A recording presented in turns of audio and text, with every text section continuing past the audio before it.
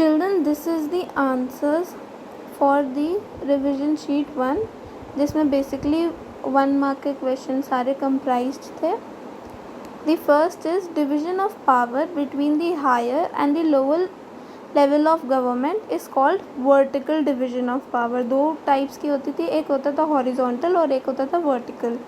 Okay, जहाँ पे equal powers मिलती थी उसको बोलते थे horizontal, और जहाँ पे higher to lower level of government होती थी वहाँ उसको बोलते थे vertical. The other name for the regional government in India is the state government. अगर लोकल सेल्फ गवर्नमेंट या लोकल गवर्नमेंट की बात होती तब होता that gram panchayat and all, तब वहाँ पे आप लोकल गवर्नमेंट बोलते हैं, जैसे म्यूनिसिपैलिटीज़ और ग्राम पंचायत होती हैं. ठीक है. सो रीजनल गवर्नमेंट की बात हो रही है तो यहाँ पे स्टेट गवर्नमेंट आएगी. The third is which major social group constituted the largest share in population in Sri Lanka? The Sinhalas. ठीक है, क्योंकि उन्हीं का ही मेजर रूल था. देवर मेजॉरिटेरियन रूल भी करा था उन्होंने. The Indian Tamils or the Tamils were in minority in Sri Lanka. Now USA is a coming together federalism या federal country, and there are many countries for examples also, you can look for that in the book also, but यहाँ पे सिर्फ एक ही लिखना था तो I would suggest USA because इसका example भी दिया हुआ था कि that many states came together and then they formed the United States of America. Okay, you won't write USA, you will write the whole. जब एक word में आएगा और अगर आप USA लिख कर आते तो it won't look good, इसलिए आप लिखो United States of America. Then Sri Lanka is a unitary form of government whereas Belgium has a federal form of government. हम लोग ने बेसिकली यही 2 कंट्रीज़ के एग्जांपल्स पढ़े थे, तो इट इज़ बेटर कि जब यूनिटरी फॉर्म ऑफ गवर्नमेंट पूछा जाए तो श्रीलंका और जब फेडरल तो बेल्जियम. आप कोई और भी लिख सकते हो but these 2 are the like the basic. Now 6th is in local self government institutions at least 1/3 of all positions are reserved for women. Okay, 1/3 जो positions हैं वो reserved किसके लिए? women के लिए. Now 7th बहुत easy सा ही दिया था. Besides Hindi there are 21 other languages जो recognize करी गई हैं हमारी constitution के द्वारा. Children, the first question is for 3 mark questions. Critically analyze the center and state relations prior मतलब पहले to 1990 and after 1990.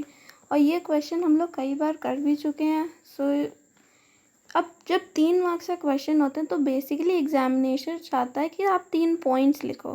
ओके, वो उसी हिसाब पे मार्क्स देगा.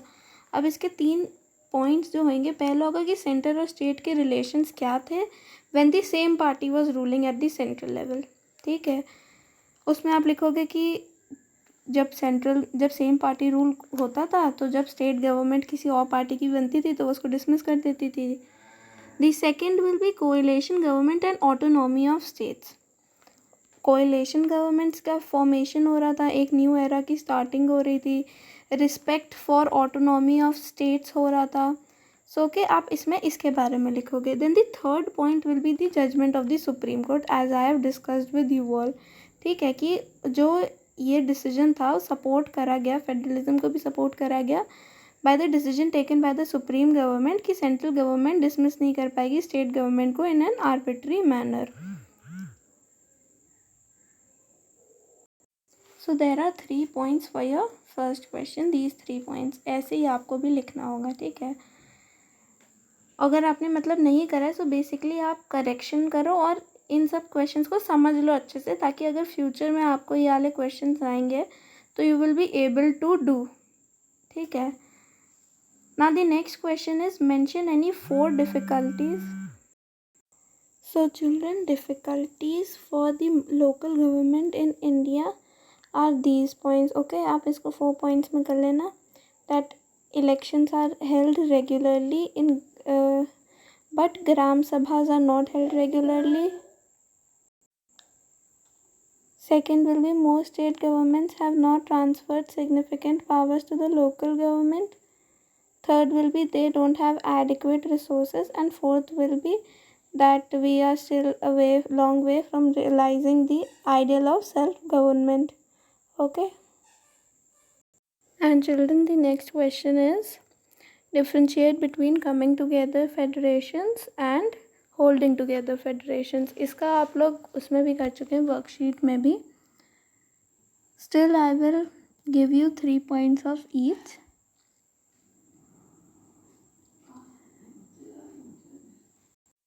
So the first point of each I have underlined that coming together federations में कि independent states come together एक बड़ा यूनिट बनाने के लिए अपनी सोवरेनिटी और आइडेंटिटी को रिटेन करते हैं और अपनी सिक्योरिटी को बढ़ाते हैं.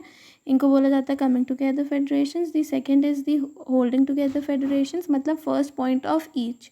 ठीक है. इसमें होता है कि एक लार्ज कंट्री डिवाइड करती है अपनी पावर बिटवीन कॉन्स्टिट्यूएंट स्टेट्स और नेशनल गवर्नमेंट में. This is the holding together federations.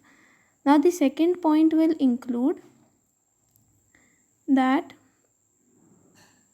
all the coming together federations में लिखेंगे all the constituent states usually have equal power and strong versus the federal government. और इसमें होगा that the central government tends to be more powerful than the states versus the states. Then you will write the examples of coming together federations that are USA, Switzerland and Australia, and in holding together you will write India, Spain and Belgium. Okay, so these are the 3 points you have to write in the differentiation. If you have not written any one point तो आप इसको include कर लो. अभी बस ये ध्यान रखना कि जब आप आंसर लिख रहे हो जितने मार्क्स का उतने पॉइंट्स होने चाहिए उसमें. ठीक है. चाहे आप ब्रेक करो, चाहे आप न्यू पॉइंट्स इंक्लूड करो, जो भी करो, 3 पॉइंट्स तो होने ही चाहिए उसमें. यही मार्क्स दिलाएंगे. Okay. And then children the next question is what is a coalition government. आप कोएलिशन गवर्नमेंट की डेफिनेशन लिखोगे. एंड एज ये 3 मार्क्स का क्वेश्चन है, एक डेफिनेशन से आप पूरा आंसर नहीं लिख सकते. You will write about the new culture. Okay, जो पहले वाले क्वेश्चंस में डिस्कस हो चुका है. In this you will write, पहला तो डिफरेंस पावर शेयरिंग का है. ए टाइप ऑफ गवर्नमेंट. बेल्जियम में एक फेडरल फॉर्म ऑफ गवर्नमेंट है और श्रीलंका में एक यूनिटरी फॉर्म ऑफ गवर्नमेंट है. ओके, एक यूनिटरी सिस्टम चलता है जहाँ पे नेशनल गवर्नमेंट के पास ये सारी पावर्स हैं. Okay, then comes the second you can say language and government. 1956 में श्रीलंका ने पास कर दिया था कि सिन्हाला लैंग्वेज कोई ऑफिशियल लैंग्वेज माना जाएगा, पर बेल्जियम गवर्नमेंट ने अपनी सारी लैंग्वेजेस को प्रोटेक्ट करा है और रिस्पेक्ट दी है हर लैंग्वेज को. And children, this question is shared in the PDF of important questions also.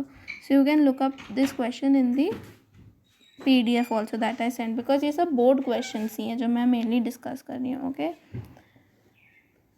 Then the next question is differentiate between moral and prudential reasons for power sharing. This is basically a 2-mark question only. That prudential reasons stress that power sharing will bring better outcomes. Moral reasons emphasize करते हैं the very act of power sharing as valuable. Okay. And children, as I cannot include all the questions in the revision sheet, तो revision सिर्फ revision के लिए बनी और तभी work करेगी जब आप पूरे questions आप अच्छे से करें, मतलब पूरा चैप्टर अच्छे से रिवाइज करें एंड देन आप अटेम्प्ट करें अपने आप. Okay, we all know that you have books, you can refer to it of course, but you don't have to copy. ठीक है, आप रेफ़र करने के लिए ले सकते हो book, but you don't have to copy.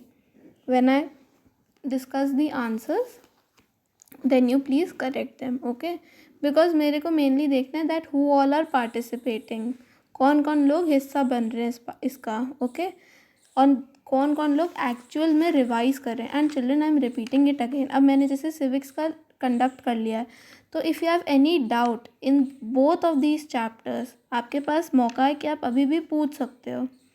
Okay.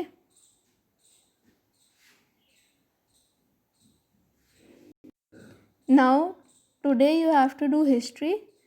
Okay, आप रिवाइज करोगे history, both the chapters and I am telling you 3 chapters आ रहे हैं सिर्फ हिस्ट्री में, ठीक है, और 20 मार्क्स का बेस्ड इज़ ऑन हिस्ट्री, तो उसका वेटेज बहुत ज़्यादा है, ठीक है। तो गो मतलब थरली रिवाइज कर लो हिस्ट्री, बहुत अच्छे से रिवाइज कर लो, 2 चैप्टर्स ऑलरेडी हो चुके हैं, ओके।